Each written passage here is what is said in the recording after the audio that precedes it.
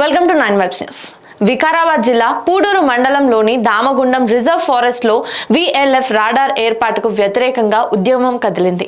4 నదులకు పుట్టినిల్లు అయిన దామగుండంలో రాడార్ కేంద్రాన్ని ఏర్పాటు చేయొద్దని ప్రజా సంఘాలు, మేధావులు, పార్టీల నాయకులు, అధ్యాపకులు, ప్రకృతి ప్రేమికులు ముక్త కంఠంతో డిమాండ్ చేశారు. తమ ప్రాంత భవిష్యత్తు ప్రశ్నార్థకమయ్యే రాడార్ ఏర్పాటుకు వ్యతిరేకంగా పార్టీలకు అతీతంగా పోరాడుదామని తీర్మానించారు. దామగుండంలోని నేవీ రాడార్ ఏర్పాటుపై దామగుండం అడవి పరిరక్షణ సమితి ఆధ్వర్యంలో ప్రకృతి విధ్వంసం పరిణామాలపై ఆదివారం వికారాబాద్ జిల్లా కేంద్రంలోని బ్యాంక్వెట్ హాల్లో తొలి చర్చా వేదిక జరిగింది. ఇందులో పలు తీర్మానాలు చేయడంతో పాటు భవిష్యత్తు కార్యాచరణకు ప్రకటించారు.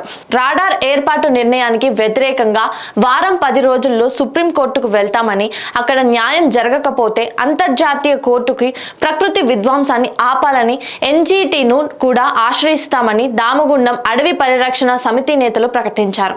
రాడార్ కేంద్రం చుట్టూ 7 కిలోమీటర్ల వరకు గ్రామాలను ఖాళీ చేయాల్సి వస్తుంది. 30 కిలోమీటర్ల మేర రేడియేషన్ ప్రభావం ఉండనున్న దృష్ట్యా రాడార్ ఏర్పాటుకు వ్యతిరేకంగా ఊరూరు ఉద్యమాన్ని ఉధృతం చేయాలని నిర్ణయించారు. రేడియేషన్ వల్ల పుట్టుకతోనే క్యాన్సర్ రావడం, మతి భ్రమించడం, గాలి నీరు కలుషితం కావడం, మనుషులు రోగాల బారిన పడడం వంటి దుష్పరిణామాలు కలుగుతాయని సోషల్ మీడియా ద్వారా ప్రజలకు అవగాహన కల్పించాలని ఊరూరా కరపత్రాలు పంపిణీ చేయాలని తీర్మానించారు. ఒకరోజు వికారాబాద్ జిల్లా బంద్కు పిలుపునివ్వడంతో పాటు 5,000 మంది విద్యార్థులతో మానవహారం కలెక్టరేట్ ను ముట్టడించి పాలనను సంభింపజేసి ప్రభుత్వానికి తెలియచేలా పోరాటం కొనసాగిస్తామని ప్రకటించారు. రాడార్ ఏర్పాటు నిర్ణయాన్ని ఉపసంహరించుకోవాలని సీఎం రేవంత్ రెడ్డితో పాటు అన్ని పార్టీలను కలవాలని, ప్రధాని మోదీకి వినతి పత్రం అందించాలని నిర్ణయించారు.